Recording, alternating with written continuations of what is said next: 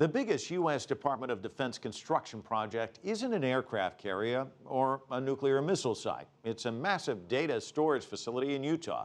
What will be stored there is raising serious questions. CCTV's Jim Spellman has that story. In a field in Utah, about a half-hour south of Salt Lake City, a massive construction project is wrapping up. When it is completed in a few months, it will be the world's largest repository of digital information. Its owners, the U.S. National Security Agency, the NSA. James Bamford has been writing about the NSA for more than 30 years. All the information will be stored there, and then people at NSA headquarters or at their different listening posts around the world will be able to dip into it. It's called the Utah Data Center, sprawling more than 450,000 square meters with its own power plant, water pumping station to cool the servers, and intense security. It's a key part of the NSA strategy: gather as much information as possible from as many sources as possible and use it to stop terrorist attacks and create strategic advantages over rival countries. What this is really about is the ability to take a lot of data and learn things that you otherwise can't. And to do that, you need to throw mountains of information at very powerful computers. Where the data is coming from is what concerns privacy advocates. So if I make a phone call, send a text message, do a Google search on my phone, that's information that could end up at this data center in Utah? Oh, definitely, any kind of communication. The NSA declined to provide an on-camera interview, but in a statement says, many unfounded allegations have been made about the planned activities of the data center. One of the biggest misconceptions about NSA is that we are unlawfully listening in on or reading emails of U.S. citizens. This is simply not the case. Right. Yeah, this is the same agency that said they weren't doing that when they were doing the illegal warrantless wiretapping for 2.5 years. They were lying to the American public then. They're lying to the American public now.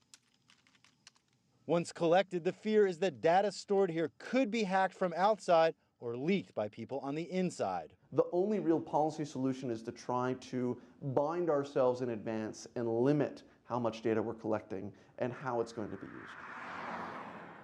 But the NSA is one of the most secretive agencies in the U.S. government, with little oversight from Congress. Even its budget is not publicly released. So what data is stored here and where it came from will likely never be fully known. Critics of the NSA say collecting this much data not only has the potential to invade people's privacy, but may be ineffective at stopping terrorist attacks. Intelligence work, they say, is like finding a needle in a haystack, and collecting this much data is simply adding more hay to the stack. If you keep adding more electronic hay onto the electronic haystack, you're never going to find that electronic needle. And that's what's needed. But there's no sign the NSA or intelligence agencies in other countries are slowing down this hunt for data and information. Is this an arms race for data? Yeah, it's very much an arms race for data. And this data center in Utah is soon to be the United States' biggest weapon in its information arsenal. Jim Spellman, CCTV, Bluffdale, Utah. And the NSA won't say exactly how much information the Utah Data Center will be able to hold, but experts say they can expect it to be about a yottabyte. To put that into perspective, an iPhone can hold 16 gigabytes. The NSA's new facility will be able to hold the same amount of data as 64 trillion iPhones. Laid end to end, that number of iPhones could stretch to the moon and back over 10,000 times. Quite a bit. For more on the NSA surveillance and for privacy for U.S. citizens, I'm joined by former U.S. prosecutor Michael Wilds in New York. And Michael, thanks so much for joining us. The NSA, as you know, has virtually no oversight. The same can be said for the U.S. surveillance community overall. The court that is charged with overseeing things like wiretaps answers basically to no one. They operate in secret. Some U.S. lawmakers are seeking to change that now. The White House, of course, resisting that. How do you see this whole thing playing out? Well, right now, Act 2 is where we are in an airport in a terminal in Moscow. And this is an extraordinary movie. It's as if we're watching Tom Hanks in Terminal, as a gentleman is living there, a person who may be a whistleblower or by most opinions committed a legitimate treasonous criminal offense and is now trying to hide behind political asylum laws, doctrines that we know internationally, such as the prosecution versus persecution. Mr. Snowden is actually saying now that he fears that he'll be persecuted in America for his exposure of this information, when in all truth, it looks like he's trying to avoid prosecution. And it's quite laughable, quite honestly. Russia, notorious for denying asylum cases, having only approved maybe 1,500 since 1993, when it accepted a 1951 convention, because it is in a laughable position when they are prosecuting people that are dead or political opponents, and now they're going to give a safe haven to somebody who has committed a treasonous act on American soil. Well, so well, Michael, let me jump in here for a second, because you keep going back to treasonable offense, and you know, there's some in the U.S. Congress who like to say that organizations like the NSA and the CIA really have to answer to them. But really, what we saw recently was the Director of National Intelligence, James Clapper, basically lying under oath about whether the NSA collects data of any kind on millions of Americans. Of course, all of this comes out, and he has to kind of backtrack. He seemingly is not facing any punishment. What does this tell you about the relationship between Congress and the surveillance agencies? You're talking about treason, but wouldn't that be perjury? Well, a very good demarcation has to be put forward, and that is that the relationship between Congress and the NSA is not playing itself out in a terminal now in a Moscow airport. That gentleman committed a crime by U.S. legal standards, and whether or not Congress has the controls over the NSA and that relationship needs to improve, or Americans should have a say in our own homeland security and the access to the intelligence and the methods and procedures of agents and process, is a separate debate.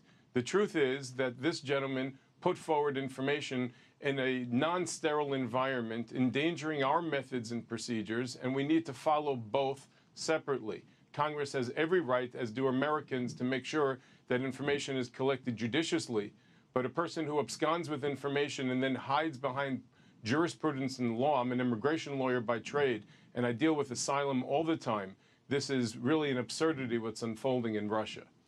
Okay, well, you bring that issue up. Let me ask you this. You know, you've got U.S. Citizenship and Immigration Services. We talked to them today. That's the agency that grants asylum in the United States. We want to know how many people in the U.S. have been granted asylum. You know, how many have been granted asylum in the past 10 years, and for what reason? 2,200 Russians were granted defensive asylum here over the past decade, meaning Russia wanted most of these people back. The United States said no. Tell me why Edward Snowden shouldn't be seen as someone just like that. Well, quite honestly, we had the Lautenberg Amendment. Senator Lautenberg sadly passed away a few months ago. America has been a safe haven for people the world over, particularly Jews in the 1970s, refuseniks as they were known, sought a safe haven and safe harbor in America. The fact is that Russia historically curtails information, and again is an absurdity because they have only adjudicated about 1,000 to 1,500 asylum claims when there are hundreds of thousands of them pending from Afghanis and Europeans the world over, and they really don't respect people's individuality or the political consequence. Edward Snowden, a little more pointedly to your question, committed a criminal act and is saying that he fears being persecuted in America, when it really means that and it looks like he's fearing being prosecuted for a crime. And he's hiding behind the cameras, if you would, that were placed out there and the exposure of this intelligence and information. And if one American believes that we can curtail a criminal act, the invasion of their privacy would be negligible, but the question is, what kind of methods and procedures are other people going to put out there and risk if America doesn't take this gentleman's prosecution seriously?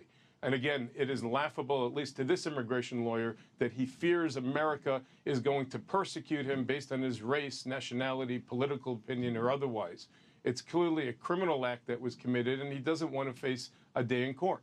Michael Wilds, no lack of strong opinions from you. Thank you for joining us from New York. My pleasure, Michael. Thank you for hosting me.